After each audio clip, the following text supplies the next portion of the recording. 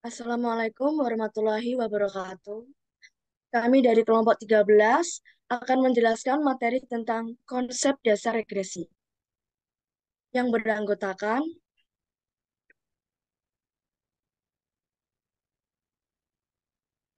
yang pertama ada Nabila Insofia, yang kedua ada Nurhan Faizatun, yang ketiga ada saya Rista Oktavia, yang keempat ada Safira Tawida, dan yang kelima ada Tizaura Ifnaza. Slide berikutnya akan dijelaskan oleh Nabila Insofia. Dipersilahkan.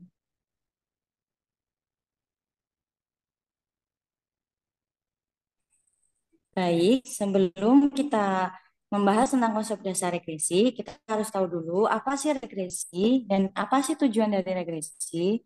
Regresi sendiri adalah metode statistika yang digunakan untuk memodelkan hubungan antara satu variabel dependen dengan satu atau lebih variabel independen. Tujuan regresi adalah untuk memahami dan menjelaskan bagaimana variabel-variabel independen berhubungan dengan variabel dependen, serta memprediksi nilai variabel dependen berdasarkan nilai-nilai variabel independen. Next.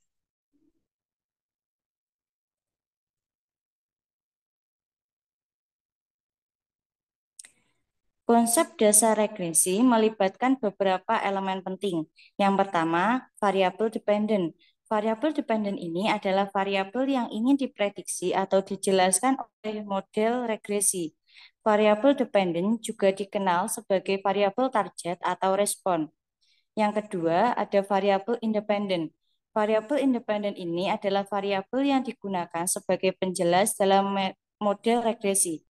Variabel independen juga dikenal sebagai variabel prediktor atau variabel penjelas. Yang ketiga ada hubungan linear. Hubungan linear adalah bentuk paling sederhana dari regresi di mana hubungan antara variabel dependen dan variabel independen diasumsikan sebagai hubungan linear.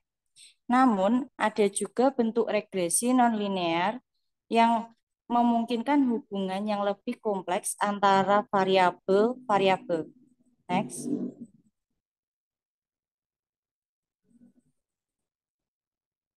Yang keempat, ada fungsi regresi. Fungsi regresi digunakan untuk menggambarkan hubungan antara variabel dependen dan variabel independen. Dalam regresi linear, fungsi regresi adalah garis lurus yang dapat ditulis dalam bentuk persamaan matematika, yaitu Y sama dengan X plus C, di mana Y adalah variabel dependen, X adalah variabel independen, M adalah kemiringan garis atau koefisien regresi, dan C adalah perpotongan garis dengan sumbu Y atau intercept. Yang kelima, koefisien regresi.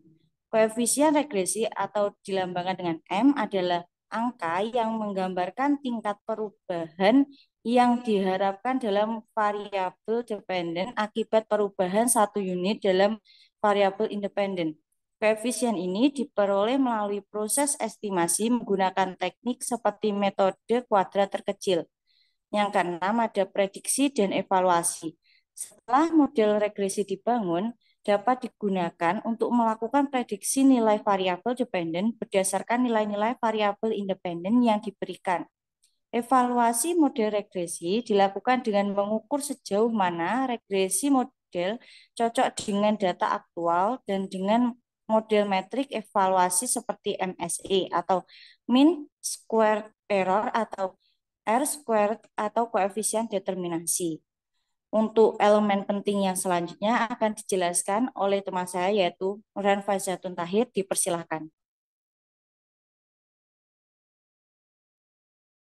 Selanjutnya yang ketujuh yaitu asumsi regresi. Regresi memiliki beberapa asumsi dasar yang harus dipenuhi untuk memberikan hasil yang andal.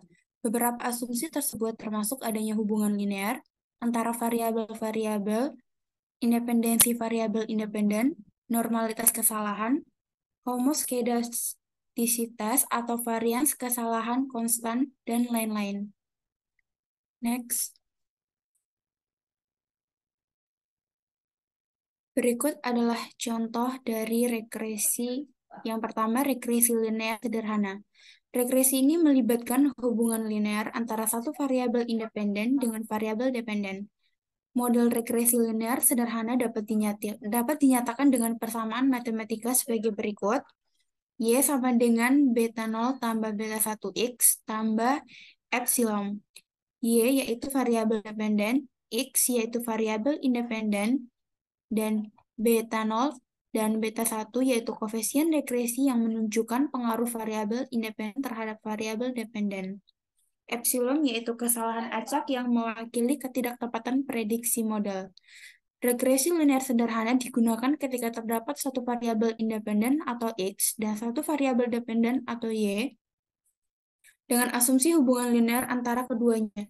Contohnya, menggambarkan hubungan antara pengeluaran iklan atau X dengan penjualan produk atau Y. Next.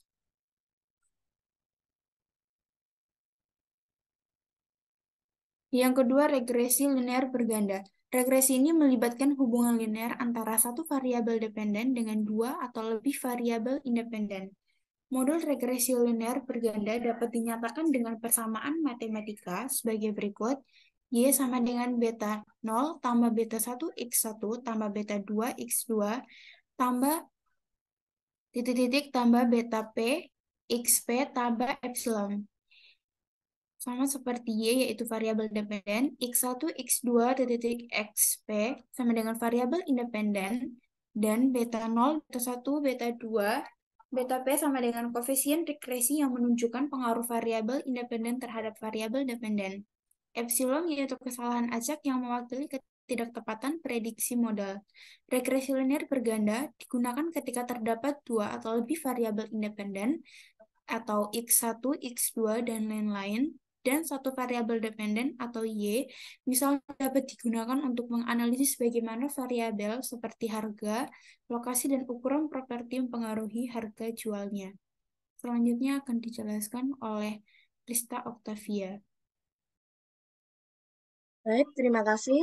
Untuk selanjutnya, yaitu regresi non-linear.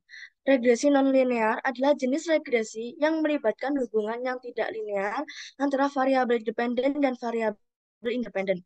Dalam regresi non-linear, fungsi matematika yang lebih kompleks digunakan untuk memodelkan hubungan antara variabel. Dalam melakukan analisis regresi, perlu diperhatikan asumsi-asumsi yang melatar belakangi regresi, seperti beta, asumsi linearitas, homoskedastisitas, atau varian kesalahan konstan, tidak adanya multikolinearitas atau hubungan yang kuat antar variabel independen, dan tidak adanya autokorelasi antara kesalahan. Next. Contoh-contoh regresi nonlinear meliputi yang pertama, regresi eksponensial. Y sama dengan A dikali E pangkat B kali X. Contohnya memodelkan pertumbuhan populasi bakteri seiring waktu, di mana jumlah bakteri meningkat secara eksponensial. Yang kedua, regresi logaritmik. Y sama dengan A ditambah B dikali IN kurung buka X. Contohnya memprediksi harga rumah berdasarkan ukuran rumah, di mana peningkatan ukuran rumah memberikan manfaat yang semakin berkurang dalam hal peningkatan harga. Yang ketiga, regresi kuadratik. Y sama dengan A ditambah B dikali X pangkat 2. Contohnya, menganalisis hubungan antara tinggi badan dan berat badan, di mana ada kemungkinan adanya titik optimal, di mana pertambahan tinggi badan berkontribusi terhadap pertambahan berat badan, tetapi setelah titik tersebut pertambahan tinggi badan berkontribusi terhadap penurunan berat badan. Yang keempat, regresi sigmoid. Y sama dengan dibagi kurung buka 1 ditambah E pangkat min B dikali X kurung tutup. Contohnya dalam analisis pasar memodelkan respons konsumen terhadap harga produk, di mana respon awal terhadap penurunan harga semakin besar, tetapi semakin rendah harga, responnya cenderung berkurang. Next. Berikutnya regresi polinomial. Regresi polinomial melibatkan fungsi polinomial untuk memodelkan hubungan antara variabel dependen dan variabel independen. Fungsi polinomial dapat memiliki derajat lebih tinggi dari 1, seperti polinomial kuadratik derajat 2, polinomial kubik derajat 3, dan seterusnya. Contoh persamaan regresi polinomial derajat 2 adalah Y sama dengan beta 0 ditambah beta 1, X ditambah beta 2, X kuadrat ditambah epsilon. Slide berikutnya akan dijelaskan oleh Safira Putri. Dipersilahkan. Baik, regresi polinomial adalah bentuk regresi nonlinear di mana hubungan antara variabel independen dan dependen dapat dijelaskan dengan fungsi polinomial berderajat lebih tinggi daripada regresi linear. Berikut ini adalah beberapa contoh regresi polinomial, yaitu regresi kuadratik. Dia sama dengan A plus BX plus CX pangkat 2. Contohnya menganalisis hubungan antara suhu udara atau X dan konsumsi listrik atau Y, di mana ada kemungkinan adanya efek suhu tertentu yang memberikan kontribusi maksimum terhadap konsumsi listrik. Lalu ada regresi kubik. Y sama dengan A plus BX plus CX pangkat 2 plus D kali X pangkat 3.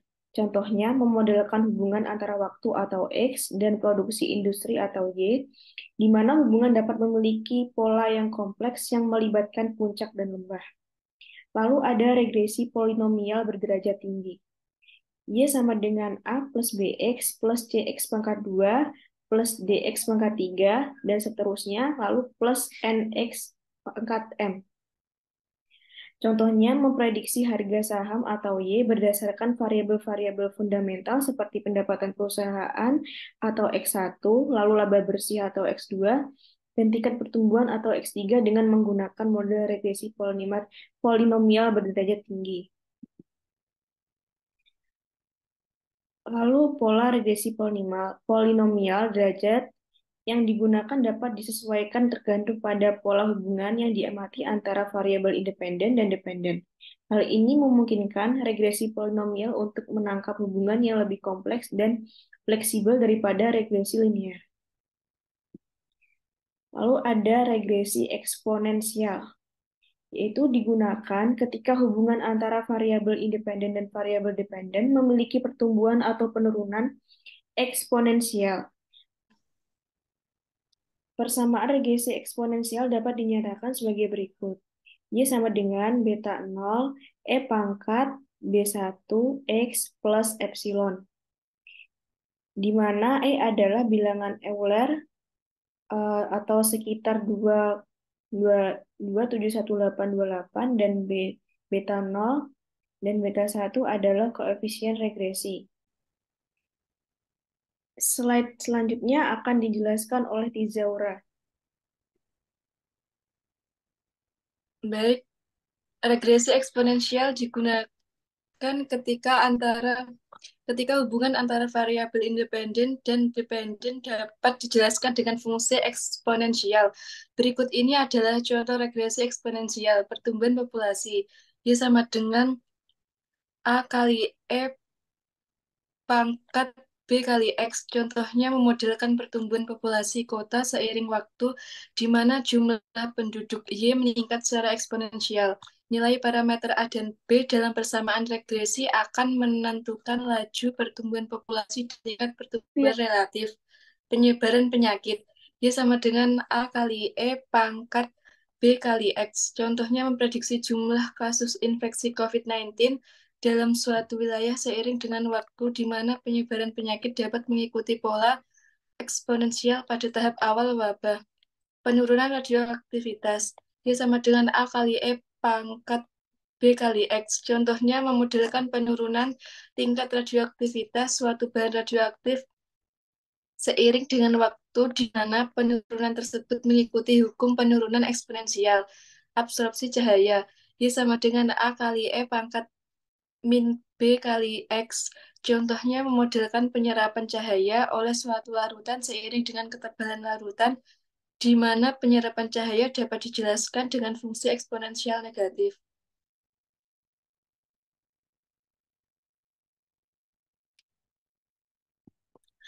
Dalam regresi eksponensial, parameter A dan B dalam persamaan regresi perlu diestimasi menggunakan teknik regresi nonlinier, seperti metode kuadrat terkecil atau metode iteratif. Regresi eksponensial dapat memberikan informasi tentang laju pertumbuhan atau penurunan yang eksponensial terkait dengan variabel independen. Sekian dari kelompok kami. Mohon maaf atas segala kekurangan dan kesalahan. Terima kasih. Wassalamualaikum warahmatullahi wabarakatuh.